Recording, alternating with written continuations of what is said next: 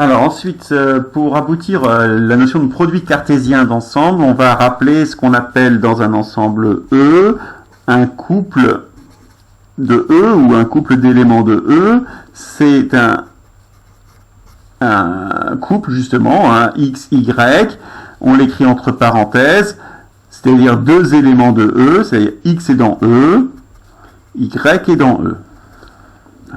On appelle aussi un triplet de E. Alors je vais changer la notation, je vais mettre X1, X2, X3 avec pour tout i dans 1, 3, X indice I est un élément de E. Ça, on appelle ça un triplet de E. Et comme on n'a pas créé un mot pour tous, enfin si, on a un quadruplé, un quintuplet, un sextuplet, mais de manière générale, on appelle un K-uplet de E. Et on le note en étendant la notation, c'est-à-dire c'est entre parenthèses, x1 jusqu'à xk, avec, quel que soit i dans 1k, xi est un élément de E. Voilà, ça c'est ce qu'on appelle un K-uplet de E. Après, ça c'est parce qu'on a travaillé dans un seul ensemble. Mais si on travaille dans deux ensembles différents, si E et F sont des ensembles,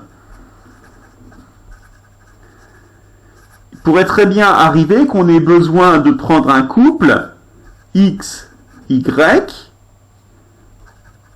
avec X dans E et Y dans F.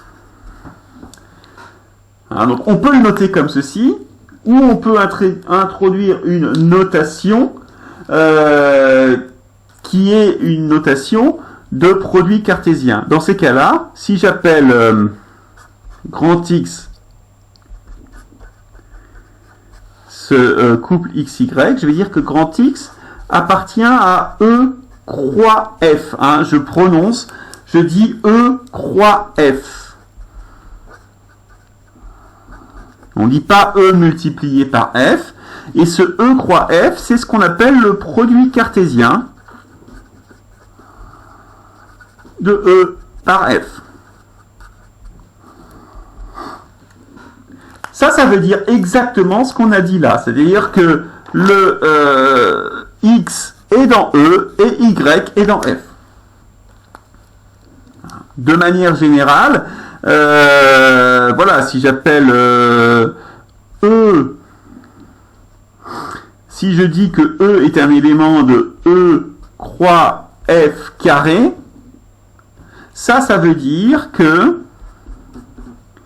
il existe un X dans E, il existe un Y1 dans F et il existe un Y2 dans F, tel que E s'écrivent en fait X, Y1, Y2. Le premier élément de E est dans l'ensemble grand E et les deux suivants sont dans l'ensemble grand F. Ça, c'est quelque chose qu'on peut parfois utiliser, hein, notamment si...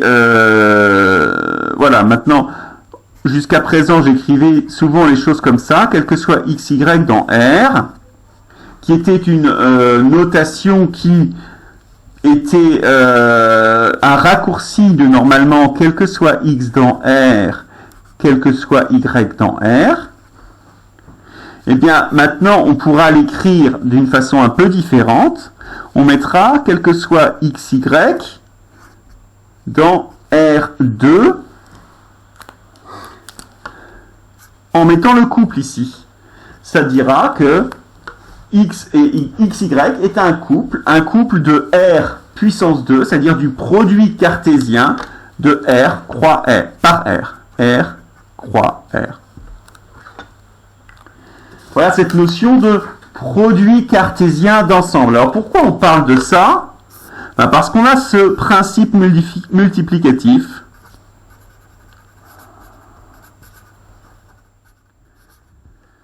qui nous dit que si E est un ensemble fini de cardinal n Et si F est un ensemble fini de cardinal M, alors le cardinal de E croix F, c'est N fois M.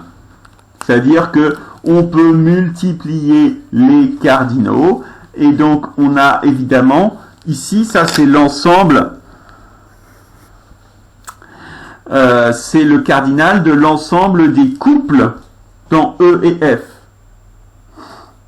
Hein, évidemment, puisque la multiplication ici, c'est la multiplication des entiers, elle est commutative, le cardinal de E croix F est aussi le cardinal de F croix E. Hein, c'est assez clair. Voilà ce que j'avais à dire sur le produit cartésien et sur le principe multiplicatif. À quoi ça nous sert? Ben, ça nous sert à déterminer le nombre de parties.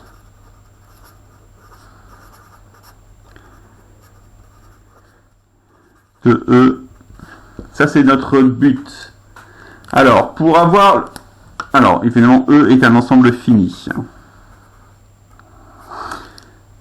Je vous rappelle d'abord que on note P de E, l'ensemble des parties de E.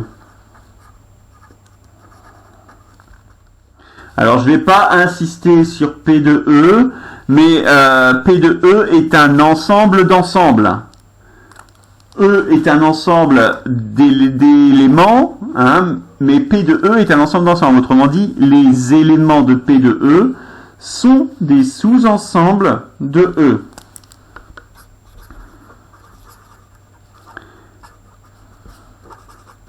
Les éléments de P de E sont les sous-ensembles de E, ou les parties de E.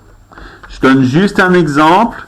Si E est un ensemble de cardinal 3, A, B, C, alors P de E va être égal à... Alors, on va dénombrer les ensembles en commençant par ceux de plus petit cardinal. Celui de cardinal 0, c'est l'ensemble vide, qui ne se met pas, lui, entre accolades. Puis, on a les trois singletons A, B et C. Ensuite, on a les couples, enfin les... Non, pas les...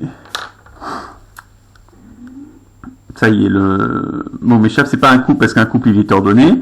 Voilà, donc après singleton, 2, il y a l'ensemble AB, l'ensemble AC et l'ensemble BC.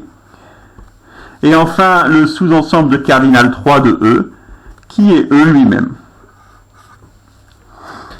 Voilà, on peut remarquer ici que dans notre cas, le cardinal de E est égal à 3, et le cardinal de P de E, 1, 2, 3, 4, 5, 6, 7, 8.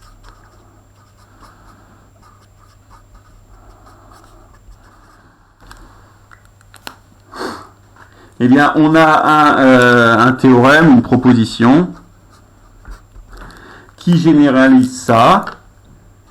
Si le cardinal de E est égal à n, alors le cardinal de son ensemble de parties, c'est de puissance n. Donc ça augmente très très vite.